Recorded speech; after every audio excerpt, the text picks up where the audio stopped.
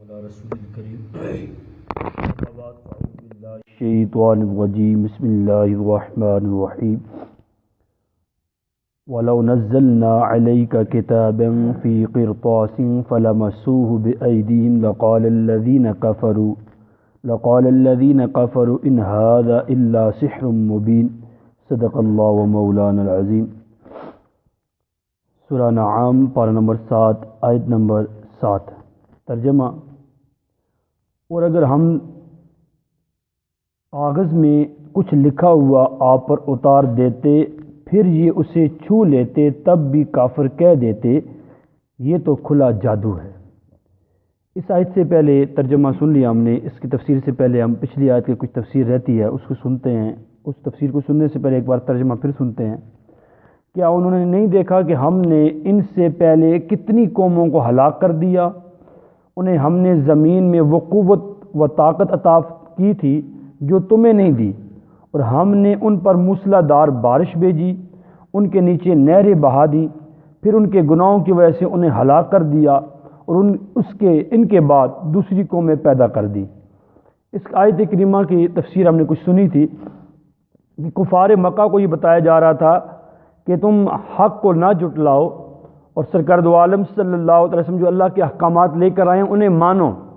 اگر نہیں مانو گے تو تم سے پہلے کتنی قومیں ایسی ہوئیں جن کو ہم نے تم سے زیادہ طاقت اور قوت عطا کی تھی، پھر انہیں طرح طرح کی فراوانی دی، بارشیں عطا کیں جس کے ذریعے ان کے پھل زیادہ ہوگے، ان کی سبزیاں زیادہ ہوگی، ان کے مال و متاع زیادہ ہوگے۔ اس کے بعد انہوں نے اللہ کے احکامات کی نافرمانی کی تو رب فرماتا ہے پھر ہم نے انہیں پکڑ لیا، پھر ہم نے انہیں ہلاک کر دیا، پھر ہلاک بھی کیا، ان کے بعد نئی قوم بھی لے آئے۔ ہم قادر ہیں اس بات پہ۔ تو اے کفار مکہ، نہ تمہارے پاس اتنی طاقت ہے نہ اتنا مال و متاع ہے تو تم رب کے احکامات کو نہ جھٹلاؤ۔ اب اس آیت کریمہ میں مفسر فرماتے ہیں اس آیت میں گزری ہوئی امتوں کا جو حال اور انجام بیان کیا گیا ہے، تو وہ لوگ قوت اور دولت، مال و عیال کی کثرت کے باوجود کفر اور سرکشی اور انبیاء علیہ السلام کے احکامات کی مخالفت کرنے کی وجہ سے ہلاک کر دیے گئے۔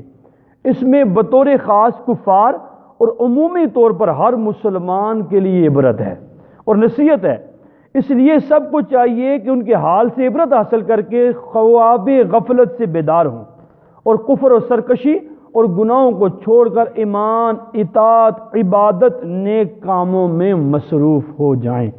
تو رب کی جب پکڑ آتی ہے تو پھر بندے کی بچنے کی صورت نہیں ہوتی۔ قرآن کریم کا مفہوم ہے، جب حضرت نوح علیہ السلام کی قوم پر عذاب آیا تو آپ کا بیٹا کنعان تھا، اس نے ایمان نہ لایا۔ جب کشتی میں سب کو سوار کر دیا گیا، اسے کہا گیا آپ بھی آؤ، تم بھی آؤ، سوار ہو جاؤ۔ اس نے کہا میں سوار نہیں ہوتا۔ ڈرایا گیا کہ عذاب آئے گا، طوفان آئے گا۔ اس نے کہا نہیں، طوفان آیا تو کیا ہوگا، میں تو پہاڑوں پہ چڑھ جاؤں گا۔ پھر پہاڑوں پہ کیسا چڑھنا، رب کا عذاب تھا، چولہوں سے پانی نکلنا شروع ہو گیا، تندوروں سے پانی نکلنا شروع ہو گیا، درختوں نے پانی چھوڑنا شروع کر دیا، ٹھیک ہے، پہاڑوں سے پانی نکلنا شروع ہو گیا۔ وہ ایک پہاڑ کے ہزاروں پہاڑ بھی ہوتے، رب کے عذاب کے آگے بچا نہیں سکتے تھے، ہر چیز سے پانی نکلنا شروع ہو گیا، یہاں تک کہ پورے کے پورے پہاڑ پانی کے اندر ڈوب گئے۔ یہ رب کا عذاب ہے، تو مقابلہ کوئی نہیں کر سکتا سوائے تائب اور توبہ ہونے کے۔ بندہ اللہ کی بارگاہ سے عذاب سے بچ نہیں سکتا۔ حکم کیا ہے، کیسے بچ سکتا ہے؟ کہ وہ توبہ کرے، اللہ کے احکامات کو ماننے لگ جائے، سر تسلیم خم کرے، قالوا سمعنا واطعنا کے فرمان پر عمل کرتے ہوئے یا اللہ ہم نے سنا، ہم نے اطاعت کی، اپنی نہ چلائے، رب کی رضا میں راضی رہے، تو عذاب بھی ٹل جاتے ہیں، وبائیں بھی ختم ہو جاتی ہیں۔ اب آئیے اس کی تحت فرمایا کفار کی دنیاوی ترقی بارگاہ الہی بھی مقبولیت کی دلیل نہیں ہے۔ آج ایک طبقہ ہے جو یہ بات تعریفیں کرتا ہوا زبان پہ زد عام ہے یہ لفظ، بھائی وہ تو بڑے اللہ کے مقبول ہیں، دیکھنا اتنی ترقی کر لی انگریزوں نے، یہودیوں نے اتنی ترقی کر لی، ہم بہت پیچھے رہ گئے، وہ تو ہم سے بہت بہتر ہے، ہمارے سے تو وہی بہتر ہیں۔ اللہ یعوذ باللہ تعالیٰ، یہ پرلے درجے کی جہالت ہے۔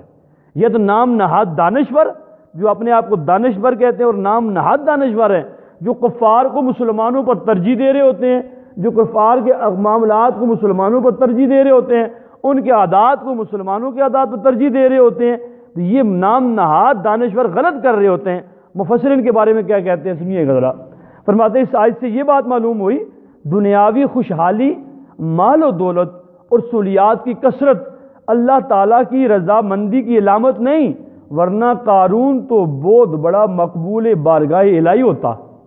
اگر کثرت مال جو ہے اللہ کی جو رضامندی کی نشانی ہوتی تو قارون تو سب سے بڑا بارگاہ الہی میں مقبول ہوتا، اللہ کی بارگاہ میں سب سے زیادہ مقبول ہوتا، کیونکہ اس کے خزانے اتنے تھے کہ 70 اونٹ صرف اس کے خزانوں کی چابیاں اٹھایا کرتے تھے۔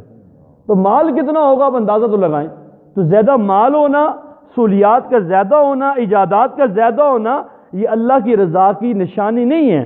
فرمایا یہاں سے ان لوگوں کو درس عبرت حاصل کرنا چاہیے جو مسلمانوں کے مقابلے میں کفار کی دنیاوی ترقی، سائنسی مہارت، سہولیات کی کثرت، ایجادات کی بہتات، مال و دولت کی فراوانی دیکھ کر انہیں بارگاہ الہی میں مقبول اور مسلمانوں کو مردود سمجھتے ہیں، اور اخلاق و کردار میں مسلمانوں کو کفار کی تقلید کا مشورہ دیتے ہیں۔ ان کے اخلاق اچھے ہیں، ان کا کردار اچھا ہے۔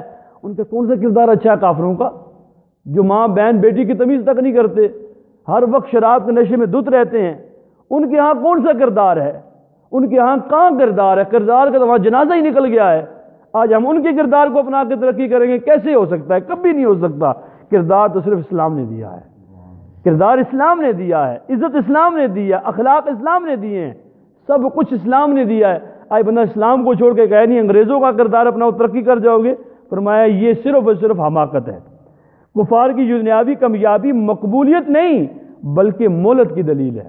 دنیاوی طور پر جو ترقی دی جا رہی ہے، سائنسی ترقی کر رہے ہیں، مال و متاع ان کے پاس ہے، سب کچھ ہے، فرمایا یہ اللہ کی بارگاہ میں مقبولیت کی دلیل نہیں ہے بلکہ رب کی طرف سے مہلت کی دلیل ہے۔ رب انہیں مہلت دے رہا ہے، کیونکہ اللہ تعالیٰ کا قانون یہ ہے، وہ کافروں کوئی جلد پکڑ نہیں فرماتا بلکہ انہیں مہلت دیتا ہے اور آسائشیں عطا فرماتا ہے، پھر انہیں اپنے عذاب میں مبتلا کرتا ہے۔ اب دیکھ رہے کیفیت ایسی ہی ہے، آسائشیں آسائشیں۔ چائنا کے پاس کتنی آسائشیں، امریکہ کے پاس کتنی آسائشیں، ممالک کے پاس کتنی آسائشیں۔ جب رب پکڑ کے آتا ہے تو ایک چھوٹا سا وائرس ہے پوری دنیا کو لا کے رکھ دیا۔ تو ابھی رب کی پکڑ جیسی سابقہ قوموں پر تھی، اگر ایسی پکڑ آ جائے تو یہ تو جتنی سپر پاور، جتنے بھی سازشیں، جتنی بھی سائنسی ایجادات ہیں، ایک سیکنڈ کے کروڑ میں درجے سے پہلے ختم ہو جائیں۔ رب کی تو اتنی قدرت ہے، رب کی تو اتنی شان ہے، اتنی طاقت والا ہے میرا مالک۔ تو اللہ تعالیٰ کی بارگاہ میں توبہ طائب کرنی چاہیے، کافروں کی عزتیں اور کافروں کی زیادہ تعریفیں کرنے کے بجائے اپنے اخلاق کو سنوارنا چاہیے۔ قرآن و حدیث نے ہمیں کہا ہے اس کے مطابق اپنے کردار کو ادا کرنا شروع کر دیں تو کبھی بھی ایسا نہیں ہو سکتا۔ نیز مفسر فرماتے ہیں، نیز نام نہاد دانشور مسلمانوں کو یورپ کی اندھی تقلید کا نہ ہی فرمائیں تو بہتر ہے، وہ اپنی قارونی سوچ اپنے پاس ہی رکھیں۔ اگلی آیت میں ارشاد فرمایا، اگر ہم کاغذ میں کچھ لکھا ہوا آپ پر اتار دیتے پھر یہ اسے چھو لیتے تب بھی کافر کہہ دیتے کہ یہ تو کھلا جادو ہے۔ کافروں نے ماننا ہی نہیں تھا۔ یہ آیت کریمہ شخص ہے نصر بن حارث، عبداللہ بن امیہ اور نوفل بن حویلد کے بارے میں نازل ہوئی، جنہوں نے کہا تھا کہ اے محمد صلی اللہ علیہ وسلم ہم تم پر ہرگز ایمان نہ لائیں گے جب تک تم ہمارے پاس اللہ کی طرف سے کتاب نہ لاؤ جس کے ساتھ 4 فرشتے ہوں اور وہ گواہی دیں کہ یہ اللہ کی کتاب ہے اور تم اس کے رسول ہو۔ اس پر یہ آیت کریمہ نازل ہوئی اور بتایا گیا یہ سب ہیلے بانے ہیں، کیونکہ اگر کاغذ پر لکھی ہوئی کتاب بھی اتار دی جاتی، وہ اسے اپنے ہاتھوں سے چھو کر ٹٹول کر دیکھ لیتے تب بھی یہی کہتے کہ ان کی نظر بندی کر دی گئی تھی اور کتاب اترتی نظر تو آئی تھی لیکن حقیقت میں کچھ اور تھا۔ جیسے انہوں نے معجزہ شق القمر یعنی چاند کے 2 ٹکڑے ہونے کا معجزہ اپنی آنکھوں سے دیکھا، سب نے دیکھا، لیکن کیفیت کیا تھی؟ اس کے بعد بھی وہ ایمان نہ لائے۔ چاند کے 2 ٹکڑے ہونے کا معجزہ کو جاننا، بتانا، اس معجزے کو دیکھ کر بھی ایمان نہ لائے، اسی طرح اس پر بھی ایمان نہ لاتے، کیونکہ جو لوگ عناداً انکار کرتے ہیں وہ آیات و معجزات سے نفع نہیں اٹھا سکتے۔ جو عناداً کہتے ہیں بغض کی وجہ سے انکار جب کرنے لگ جائے، ان کے سامنے جتنے مرضی دلائل لے آئیں ان پر ذرا بھی اثر نہیں ہوتا۔ یہاں پر ایک بات اور بھی ہے، جو بندہ صحابہ کرام کی شان میں کوئی گستاخی کرتا ہے، ایک ہوتا ہے نا کہ اس کے سامنے دلائل رکھے جائیں وہ مان جائے، تو یہ وہ مانے گا جو بندہ عناداً بغض نہیں رکھتا۔ جو عناداً جو ہے صرف بغض کی بنا پر انکار کرتا ہے، دلیل اس کے پاس کچھ بھی نہیں ہے، آپ پورا قرآن بطور دلیل پیش کر دیں وہ کبھی نہیں مانے گا. احادیث کی بوچھار لگا دیں آپ، بے شمار حدیث بخاری مسلم کی بیان کر دیں، وہ کبھی بھی اس حق بات پہ نہیں آئے گا، کیونکہ وہ کر ہی دشمنی کی وجہ سے رہا ہے، دلائل کی بنا پر نہیں کر رہا. اس لیے جو بندہ دلائل کی بنا پر کسی جگہ انکار کرتا ہے، اسے جب دلائل دکھائے جائیں رب توفیق عطا فرما دیتا ہے، وہ بندہ رجوع کر لیتا ہے، اپنے برے عقائد کو چھوڑ دیتا ہے، اچھے عقائد کی طرف آ جاتا ہے، انبیاء کی عظمت کو ماننے پر آ جاتا ہے، صحابہ کی عظمت کو ماننے پر آ جاتا ہے. لیکن جو بغض کی وجہ سے کرتا ہے وہ کبھی بھی نہیں مانتا. اللہ تعالیٰ کی بارگاہ میں دعا ہے اللہ تبارک و تعالیٰ ہم سب کو اپنی زندگیاں اسلام کے احکامات کے مطابق گزارنے کی توفیق عطا فرمائے، زندگی اسلام والی، ایمان و عافیت والی موت نصیب فرمائے. آخر میں دعا پڑھ لیتے ہیں.